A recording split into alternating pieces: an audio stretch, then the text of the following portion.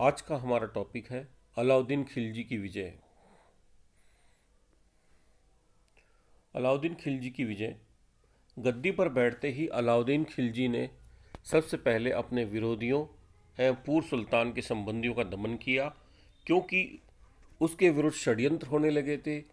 उसने इन षड्यंत्रों के मूल कारणों का पता लगाया और इसके निराकरण के लिए कुछ अध्यादेश जारी किए, जिनमें से 4 प्रमुख थे।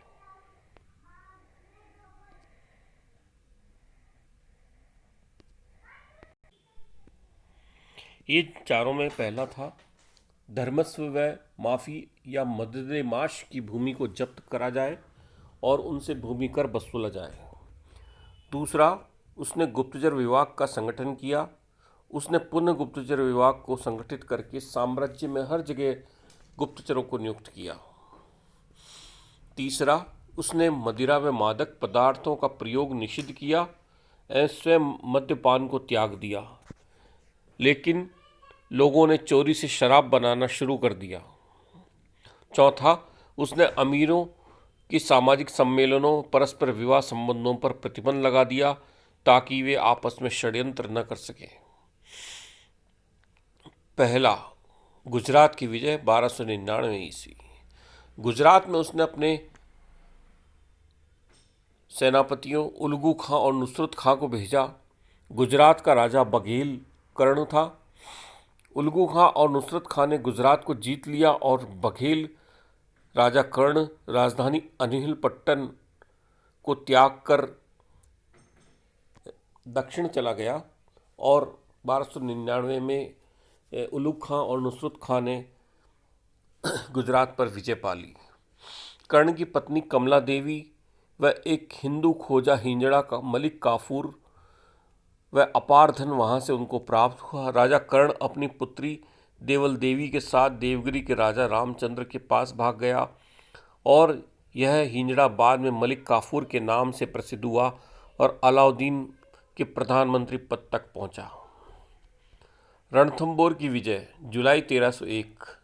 अलाउद्दीन के सेनापति उलुग खां और नुसरत खां ने झैन पर कब्जा कर लिया, लेकिन बाद में नुसरत खां मारा गया और अलाउद्दीन को स्वयं आना पड़ा। अलाउद्दीन ने 1 वर्ष तक रणथंबोर को घेरे रखा और उसने यहाँ के शासक हम्मीर देव चौहान के प्रधानमंत्री रणमल को अपनी ओर मिला लिया।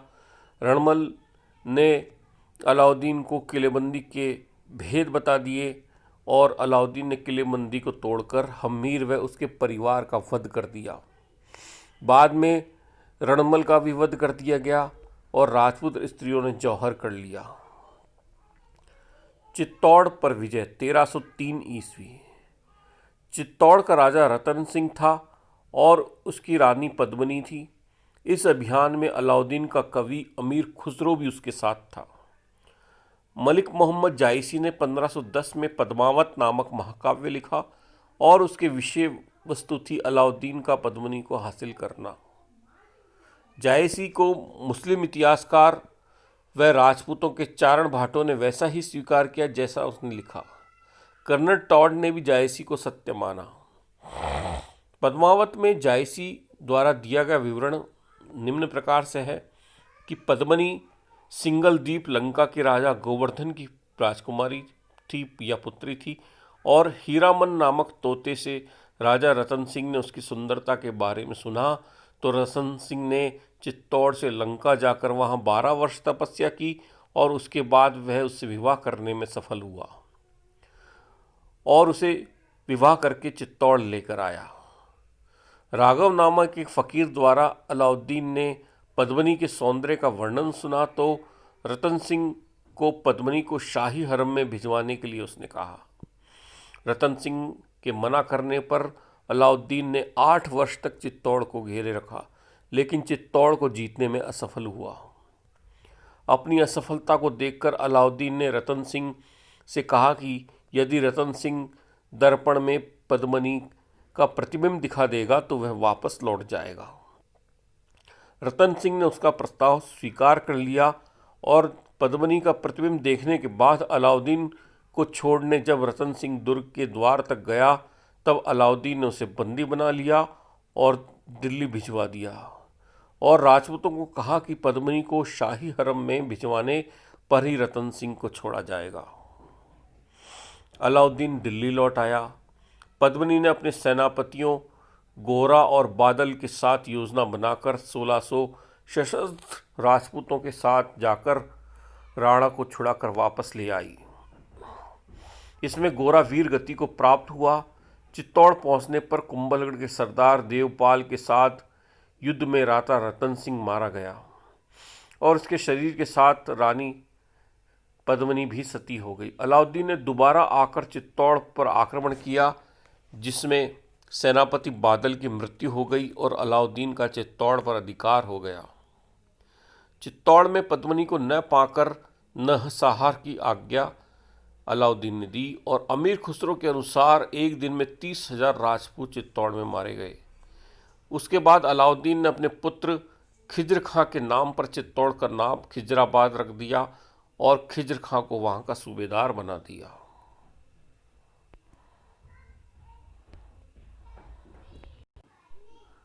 जायसी के कथानक के बारे में दो मत हैं। एक कथा के पक्ष में जो इतिहासकार हैं वह इतिहासकार हैं कर्नल टॉड, डॉक्टर राय, डॉक्टर ईश्वरी प्रसाद, डॉक्टर दशरथ शर्मा। वे ये मानते हैं कि जायसी ने जो वर्णन दिया वह सच है या सत्य है। इस कथा को असत्य मानने वाले इतिहासकार हैं डॉक्टर गौरीशंकर हीराचंद ओझा, डॉक्टर सक्सेना, डॉक्टर के.एस. लाल, डॉक्टर कानूनगो, ए.एल. श्रीवास्तव, इरफान हबीब। ये सब इतिहासकार इस कथानक के विपक्ष में हैं। जालोर पर अधिकार 1308 ईस्वी। जालोर का शासक कान्हड़ देव चौहान था। प्रारंभ में उसने अलाउद्दीन के अधिकार को स्वीकार कर लिया, लेकिन बाद में उसने अलाउद्दीन से स्वतंत्र होने की शेखी बघारी।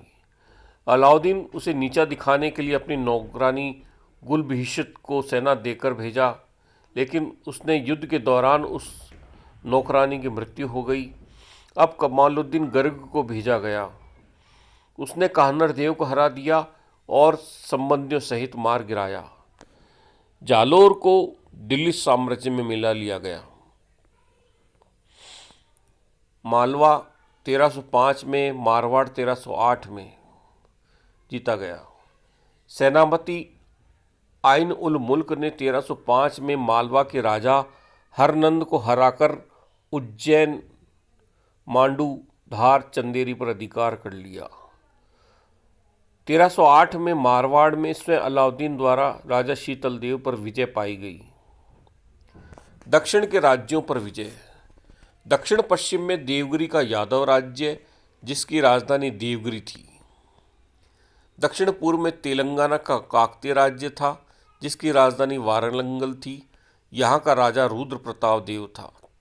तीसरा कृष्णा नदी के दक्षिण में होयसल का राज्य था, जिसकी राजधानी द्वार समुद्र थी।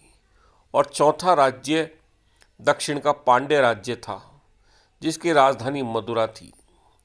अलाउद्दीन दिल्ली का पहला सुल्तान था जिसने विंध्याचल के पर्वतों को 2 बार पार करके दक्षिणी प्रायद्वीप को जीतने का प्रयास किया था। अलाउद्दीन ने भी समुद्र की भांति उन्हें करद राज्य बनाकर उनसे कर वसूला, ना कि उन्हें सीधे सल्तनत में मिलाया है। यह उसकी दूरदर्शिता की नीति कही जा सकती है। उसने सिकंदर सानी की उपाधि भी धारण की थी।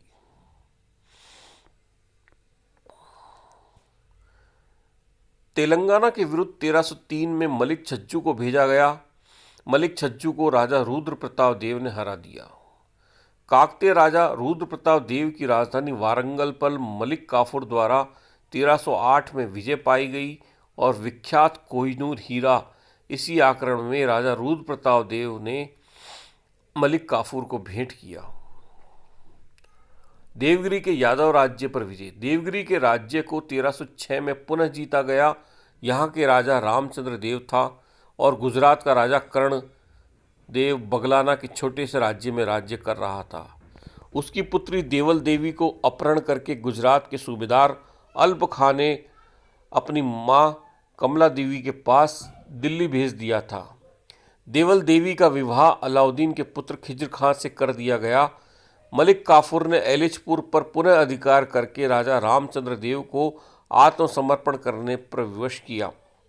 राजा रामचंद्र देव ने दिल्ली जाकर अलाउद्दीन के समक्ष आत्मसमर्पण किया और अलाउद्दीन ने उसे राजा राय रायन की उपाधि दी। देवगिरी उसी के पास रहा और नवसारी का जिला उसे जागीर में दिया गया। द्वार समुद्र के होयसल वंश की वीर बल्लाल पर विजय। 1309-10 में मलिक काफूर ने उसे पराजित किया और उससे भारी हर्जाना वसूला। पांड्य राज्य के वीर पांड्य को 1310-11 में मलिक काफूर ने मदुरा में परास्त किया। देवगिरी के शंकर देव पर 1313 में मलिक काफूर ने विजय पाई। मंगोलों के आक्रमण। सल्तनत काल में मंगोलों के आक्रमण प्रारंभ से ही होते रहे हैं और अलाउद्दीन खिलजी के समय के प्रारंभ से लेकर 1308 तक रहे। 1296, 1297, 1299 में जब मंगोलों का आक्रमण हुआ तो उनका नेता कुतलुक ख्वाजा था। उन्हें जफर खां ने मार भगाया, लेकिन बाद में जफर खां भी मारा गया। 1303 में मंगोल तागी ने आक्रमण किया और दिल्ली को लूट कर वह वापस चले गए। अली बेग का आक्रमण हुआ तो काफूर और गाजी मलिक, जो भावी गयासुद्दीन तुगलक था, इसने इस आक्रमण को विफल किया।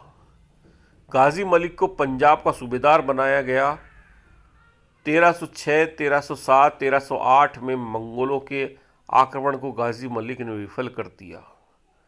गाजी मलिक ने सिंध, मुल्तान, पंजाब में दुर्गों को बनाया और पुराने दुर्गों की मरम्मत कराई। यह अलाउद्दीन की विजय थी और उसका साम्राज्य काफ़ी विस्तृत था। धन्यवाद।